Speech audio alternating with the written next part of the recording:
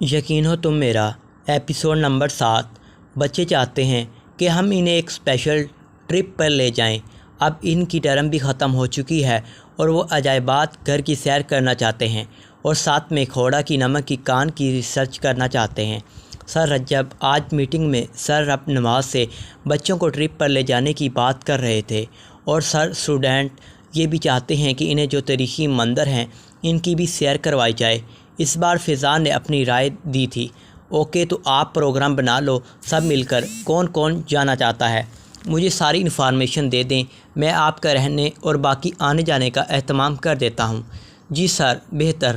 Meeting میں بھی اور بھی بہت سی ضروری باتیں بتائی اور سمجھائی گئیں۔ زلش کی نظر بار بار فیضان پر اڑ رہی تھی، لیکن فیضان کو تو کوئی پرواہ ہی نہیں تھی۔ کتنے ظالم ہو تم فیضان، زلش نے دل میں سوچا۔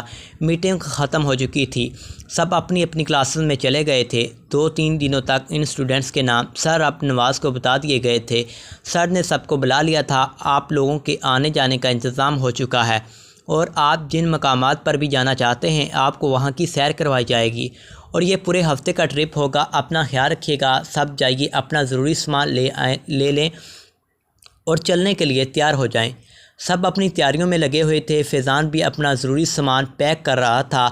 زلش اسے بار بار دیکھ رہی تھی۔ اس کا دل نہیں کر رہا تھا کہ فیضان اس سے کہیں دور جائے، لیکن وہ اسے کچھ بھی تو نہیں کہہ سکتی تھی، اور پھر وہ یہاں سب اپنی 2 ٹس دینے ہی تو آئے تھے۔ زلش نے دل میں سوچا، لیکن اسے گڈ بائی تو کہہ سکتی ہوں، زلش نے اپنے آپ سے کہا اور اس کے پاس چلی آئی۔ فیضان: ہاں زلش، جلدی بولو، کیا کام ہے؟ میں بہت بیزی ہوں۔ فیضان نے اس پر ایک نظر ڈال کر دوبارہ اپنے کام میں لگ گیا۔ اپنا خیال رکھنا، زلش نے آہستہ سے کہا۔ فیضان کے ہاتھ ایک دم رکے اور نظریں زلش کی طرف اٹھیں، جو اب نیچے نظریں کر کے اپنے ہاتھوں کو بار بار مسل رہی تھی۔ اسے حیرت ہو رہی تھی زلش پر، جو کبھی تو اسے سب کے سامنے ذلیل کرنے کی پوری کوشش کرتی تھی، آ کر اس کے روم کی ساری چیزیں ادھر ادھر بکھیر دیتی تھی۔ اگلے دن تو اس کی من پسند شرٹ بھی جلا دی تھی زلش نے، کیونکہ اس سے ایک دن پہلے فیضان نے اس کے راستے میں پھسلن کر دی تھی اور وہ گرتے گرتے بچی تھی۔ میں تو تمہیں اتنا تنگ کرتا ہوں، تمہاری تو جان چھوٹ جائے گی مجھ سے کچھ دن کے لیے، اور اگر مر گیا پلیز فیضان۔ زلش نے بے دھیانی میں ہی اپنا ہاتھ اس کے ہونٹوں پہ رکھ دیا۔ فیضان کو آج حیرت کے جھٹکے لگنے جا رہے تھے۔ اس کی نظریں زلش پر ہی تھی۔ زلش کو بھی احساس ہو گیا تھا۔ اس نے جلدی سے اپنا ہاتھ پیچھے ہٹا لیا۔ وہ مجھے عادت ہو گئی ہے آپ سے تنگ ہونے کی اور آپ کو تنگ کرنے کی۔ زلش کے چہرے پر اب مسکراہٹ تھی۔ اچھا جی، فیضان نے آگے بڑھ کر زلش کی پونی اتار دی۔ یہ کیا ہے فیضان؟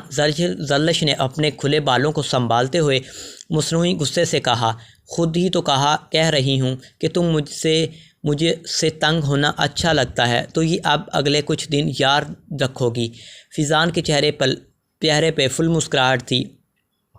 اگر کوئی اور موقع ہوتا تو زلش اس کے کمرے کا حشر نشر کر دیتی، کیونکہ اس سے بدلہ لیے بنا اسے چین نہیں آتا تھا، لیکن آج وہ صرف مسکرا ہی سکی۔ اچھا میں چلتا ہوں اور اپنا خیال رکھوں گا، کیونکہ مس زلش کا آرڈر ہے۔ فیضان بھی آج زلش پہ غصہ نہیں کرنا چاہتا تھا۔ کوئی اور موقع ہوتا تو اس کی اس خیال رکھنے والی بات کا بھی کتنا مذاق اڑاتا، لیکن اب وہ جا رہا تھا، وہ خود نہیں جانتا تھا کہ وہ واپس آئے گا یا نہیں۔ فیضان نکل چکا تھا اپنے روم سے۔ زلش ابھی بھی وہیں کھڑی تھی، اس کی آنکھوں میں آنسو تھے۔ کتنا چاہنے لگی تھی وہ فیضان کو۔ اس نے جلدی سے فیضان کے بکھرے ہوئے سامان کو سمیٹا اور اپنی ڈیوٹی پر چلی گئی۔ امی یہ کیسے ہو سکتا ہے؟ میں زمن کو اپنی چھوٹی بہن سمجھتا ہوں، میں نے اس کے لیے کبھی ایسا نہیں سوچا۔ ولید کو اسرار صاحب کا پیغام مل چکا تھا، اس لیے وہ سعدیہ بیگم کو سمجھا رہے تھے، اور میں بھی تو آپ کو اپنا بھائی سمجھتی ہوں۔ زمن بھی وہاں پہنچ چکی تھی۔ سب کو بتا دیا گیا تھا، لیکن یہ نہیں بتایا گیا تھا کہ شبیر صاحب کے بہت کم دن رہ گئے ہیں۔ بس رشتوں کی بات بتائی گئی تھی۔ تائی امی پلیز کچھ کریں، میں نے تو ولید بھائی کو ہمیشہ اپنا بھائی سمجھا ہے۔ زمن کافی رو رہی تھی۔ اسے تو بچپن میں ہی رقیہ بیگم نے اپنے اسد کے لیے مانگ لیا تھا، اور وہ بھی اسی سے محبت کرنے لگی تھی کہ جب زندگی اسی کے ساتھ گزارنی ہے تو پھر کسی اور کو کیوں سوچنا۔ اشال اپنے کمرے میں منہ پھلا کر بیٹھی تھی۔ گھر میں کوئی بھی اس فیصلے پر راضی نہیں تھا، لیکن اب اسرار صاحب کو کوئی سمجھائے، لیکن وہ بھی مجبور تھے۔ اپنے بھائی کی آخری خواہش وہ کیسے رد کر دیتے۔ فیضان اور باقی سب اسٹوڈنٹ کا ٹرپ سب پہنچ چکے تھے۔ سب جن جن جگہوں کی سیر کرتے جاتے تھے وہاں کی پکس بھی بنا لیتے تھے۔ زلش کو فیضان کی بہت یاد آ رہی تھی۔ وہ بار بار خیال کرتی کہ فیضان کو میسج کرے اور اس سے پوچھے کہ کیا بنا، کیسا ہے، وہ ہفتہ ہو گیا تھا اسے گئے ہوئے۔ ویسے تو سر ساری انفارمیشن وہاں سے لیتے رہتے تھے اور یہاں بھی سب کو بتا دیتے تھے کہ وہ سب ٹھیک ہیں، لیکن خود فیضان سے بات کرنے کا مزہ ہی کچھ اور ہونا تھا۔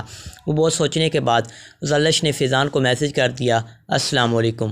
وعلیکم السلام۔ فیضان ابھی سیل ہاتھوں میں ہی لے کر بیٹھا تھا۔ ابھی اس کی اپنی امی سے بات ہو رہی تھی۔ کال اینڈ ہوتے ہی زلش کا میسج بھی آ گیا، کیسے ہو؟ ٹھیک ہوں، تم سناؤ؟ میں بھی ٹھیک ہوں۔ ٹرپ کیسا جا رہا ہے؟ کافی ٹائم ہو گیا۔ فیضان کا رپلائی نہیں آیا، وہ تھوڑا بیزی ہو گیا تھا۔